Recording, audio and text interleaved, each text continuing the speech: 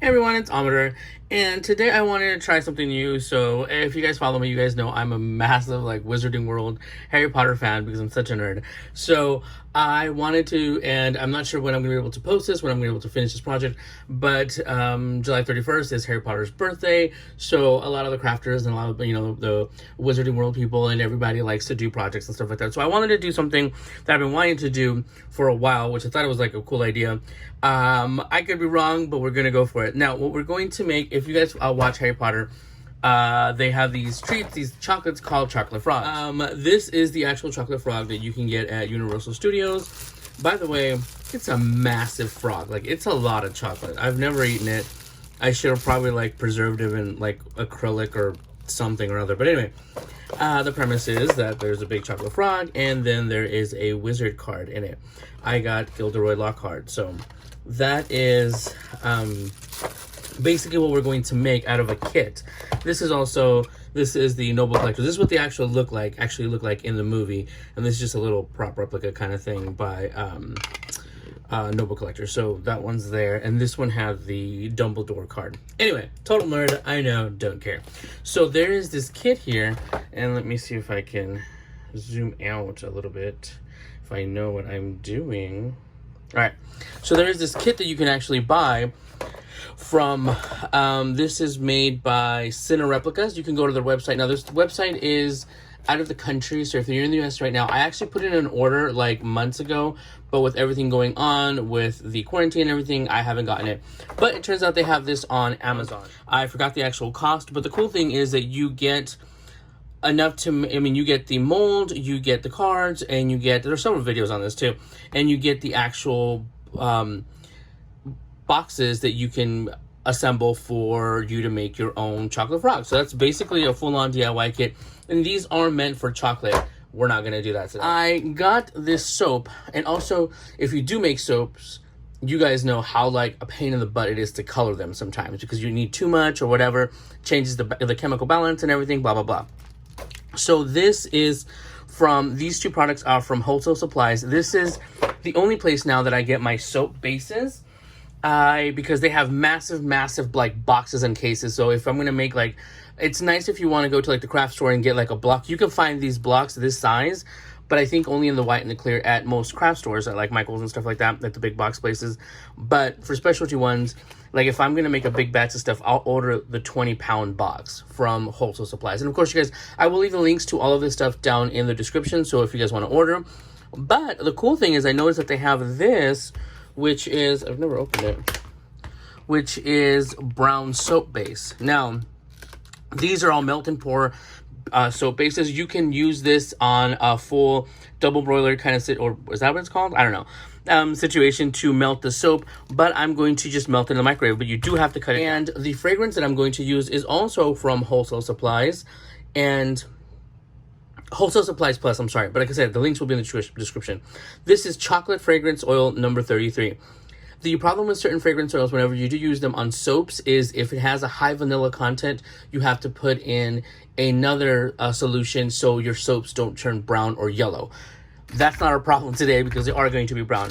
Now, from this brand also, I have this white soap base that I'm going to add to this because I feel like this might be a little dark. I want it a little bit more milk chocolatey. Let me see. Because if you can see here, the frog is a little bit lighter. The glare, sorry. A little bit lighter than that. So I might add a few chips of the white soap base to make it. So let's go ahead and get that going. Okay, so I was just going to go ahead and do everything in the kitchen and then bring it over here, but I said, why not? And by the way, if you hear a whirring, can you hear the whirring of a machine next to me? That is my 3D printer, so if after recording this video, I hear that that's too loud, I might just do a voiceover. Oop! But until then, we're going to do this here, and I'm trying to pop this thing out to show you how I prepare the soap. So I just take it apart here. These are actually in a soap supply place. You can use them. You can use that's used for pizza and Parmesan or I don't know, whatever else. But these are the basic tools that you can use. You can use a knife. Me personally, this just makes it better because the handle is very ergonomic. very easy to handle because you want to break it down into several pieces. Now first I slice it this way. I don't have an actual measurement at the moment, but let's say we're going to do, because I'm not sure how much will fill those things, these soap things, but this has 2 pounds. So let's start out with making a pound. This is half of that, so we're gonna start with a pound. And your hands might get a little soapy and stuff like that, so you can use gloves. Actually, you know what? I should use gloves. Stand by. All right, so as always, I'm prepared. So I just break them down into small pieces. Keep in mind, this will make it easier for it, and quicker, honestly, to melt. So I just put him in a Pyrex measuring cup. I also have, let me see where to go. I also have a piece from the white soap, the white soap base, and these are all bases. Like I said, I get them from Wholesale Supplies Plus, and I then fragrance them, scent them, color them, whatever the situation is. So here is a pound of this soap chopped up, and I will now put it in the microwave for, I think it's like 30-second intervals. Bring it out, stir it a little bit. You don't want to burn it. 30-second intervals. Put it back in until you mix it completely. But the heat from the actual soap, once you mix it and you're stirring it slowly, you will see that it'll help melt it. So let's go ahead and do that now. All right, so I've gone through 3 cycles of 30 seconds of putting in the microwave, pulling it out, and then stirring it. And you also don't want to stir like frantically, because when you do, you add air bubbles to your soap. Now, after, as you can see, when we're going to be experimenting, we're going to make one with this just as is and one with the white soap base. If you notice, now I see why they call it sparkle brown. I'm loving it even more. It adds a little bit to the little magical situation of it. It has like an iridescent sparkle and shine to it. You can see it right here. So that'll be perfect for some magical frog treats that I hope that people don't eat. I've made popsicles shaped soaps in the past, and my friends' kids have like taken bites out of it. They're that good, but they smell so good. So I like the products from the store because the fragrances are very, very good. So, and I'm looking at it, as I look at it through the side, it looks pretty dark to the side. So I'm going to experiment with half of the, like this consistency, and then half with the white in there to kind of give it a milkier chocolate kind of thing to see what happens. So I'm just going ahead and mixing it. Now, when you add your fragrance, you're going to add, I think it's like 1 ounce per pound or 2 ounces per pound. Honestly, I do it to how I want it. It might be super fragrant, or it might not be fragrant at all. So, but you want to wait. You don't want to put it on right as it comes out of the microwave. Stir it a bit, let it cool down a little bit, because it can, I think at one point it can like catch on fire or something. So let me just stir this a little bit and we will continue on. All right, so now we're going to add the fragrance.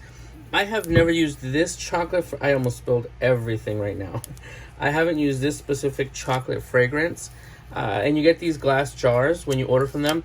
They come in 2, 4, and I think 6 ounce jars. So let me open this without trying to be cute on camera. All right, this is a 2 ounce jar, so you get quite a bit. I like to use these disposable droppers. And by the way, if you let your soap sit too long, it will start to solidify again, and you'll get like a skin underneath on it. So I just keep kind of stirring it right there. So before I open these, I typically tend to not shake it, but I do want to mix everything because this has been in a box right now. I got this a while ago, so I'm not trying to shake it per se. I'm just trying to incorporate all of the, because what people don't understand is that some fragrances are actually a combination, or some fragrance oils are a combination. Let me see. Oh my gosh. Okay. Chocolate. I'm trying to describe. Okay. All right. So this smells like, and I'm a fatty, so this smells like the chocolate powder that you would use for like chocolate milk. It's a very specific fragrance. So these have measuring things, and I think it's 3 milliliters. Yeah, 3 milliliters on it. I just basically add it until I'm happy. Here's the thing. Once it solidifies, I feel like some of the fragrance kind of evaporates. So I'm going to put that in there. And the reason I use these disposable... See, look, right here. My soap's been sitting too long, so I have to stir it. Now, you shouldn't put... Oh my gosh, it smells amazing in here. You shouldn't you shouldn't reheat it after you put it in your fragrance. Some people say that depending on the microwave or the whatever, it can like not be good. So, but you just mix it again and you'll see the skin and everything, it'll start to dissolve because of the heat. So I'm gonna have to take it off camera so I can smell it. That's how I know I want the smell. All right, so we're going to put a few more because once you smell it up close, the soap base, keep in mind it's still a soap base, it will and you have your fragrance open so you're smelling it, but you want to make sure that when you smell it up close and you're only smelling the soap, you're getting the fragrance level that you want. I always bring it close to my nose, away from the fragrance, close to my nose to actually smell it. And then I get the actual fragrance from the soap here as opposed to the atmosphere around me. And here's what I do. I'm horrible. I over fragrance my soaps, and it's okay. If I feel that it's perfect, like, oh, that's the perfect scent that I want on, coming from the soap, I will still add one more test tube, because as it dries, it evaporates. If you're not sealing your soaps, if you don't seal them with like a shrink wrap bag or something like that, they will start to lose their fragrance. So I think so I did a little experiment. I only put it in the microwave again for 20 seconds because I was pulling off soap off the sides and everything. Like I said, I don't normally wait this long to pour soap. I melt it, I scent it, and then I drop it in. So, and it didn't blow up, so that was a good thing. So let me pull that aside. And I went ahead and put the mold on this cookie sheet so I can then move it off of my craft desk. We're just going to pour. I take my time and I start from the center, and you will see that there are bubbles. And I forgot my one key thing. When you're doing this, you should have a little spray bottle of alcohol. When you mist a little bit of alcohol over your chocolate, I'm hungry already. I can smell it. It's delicious. Over your soap. Oh, shizness. Over your soap, it will dissolve the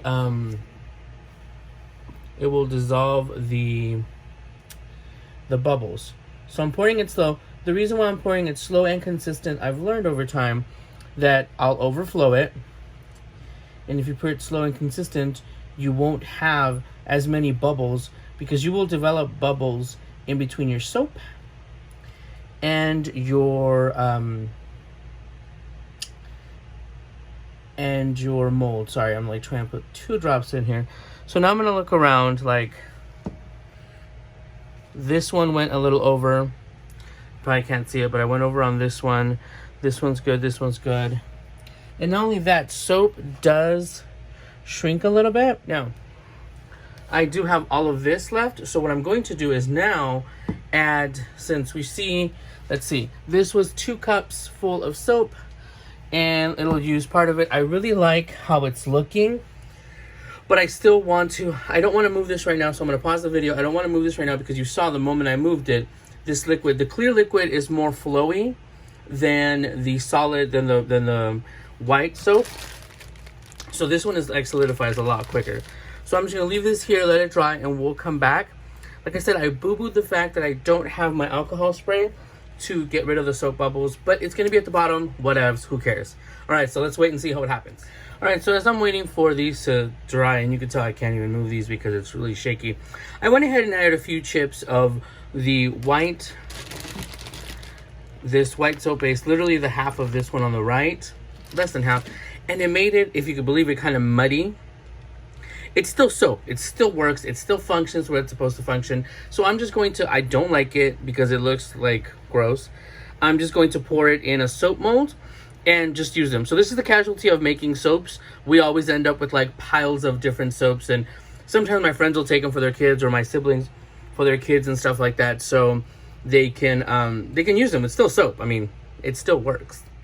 All right, so they've dried for a couple of hours. I was doing other stuff and whatnot, and I did experience a little challenge. I broke the mold. I'm not particularly ecstatic about plastic molds, but it was my fault. It was user error. I'm gonna chalk this one up to user error. Typically, I spray all of the molds with alcohol, like just a rubbing alcohol, spray it, and then pour the soap. It's easier to pop out. My mistake, I didn't do it on this one, so it's okay. We got 4 already out of here, so you also want them to sit out and dry for a bit. We're going to go ahead and now grab the kit here, and we're going to assemble one of them. Let me see, who are we going to pull out? So and also, if you guys are wondering, yeah, there are 6 here. But if you guys are wondering, I am a Hufflepuff. Nathan is Slytherin. And if anyone knows us, you'd figure it'd be the other way around. Anyway, let's go ahead and pop this out. At this point, all you do is pop this out.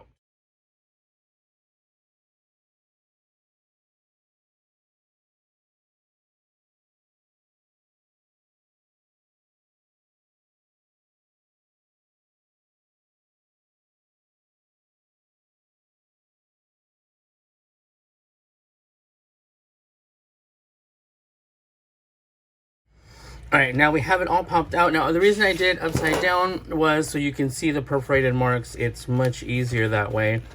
Now let's go ahead and fold our box.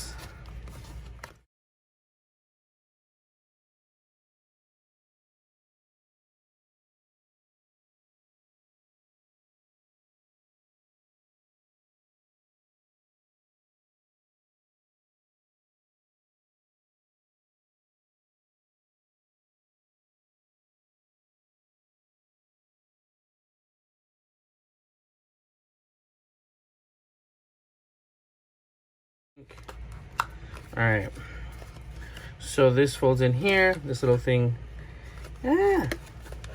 this tab, we'll call it tab A, into section B, and I didn't look at the, hold on, I don't see any actual, oh, duh, you guys. All right, so there's actual instructions on how to do it, and it's even got a little wizard, super cute.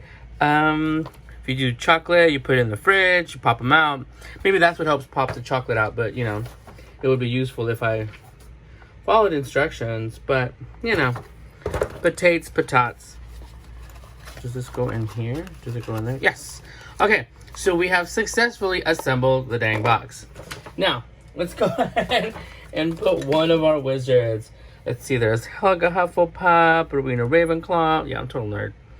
Salazar Slytherin, Gilderoy Lockhart. Let's do this one in case I mess it up. Not too worried about Gilderoy Lockhart.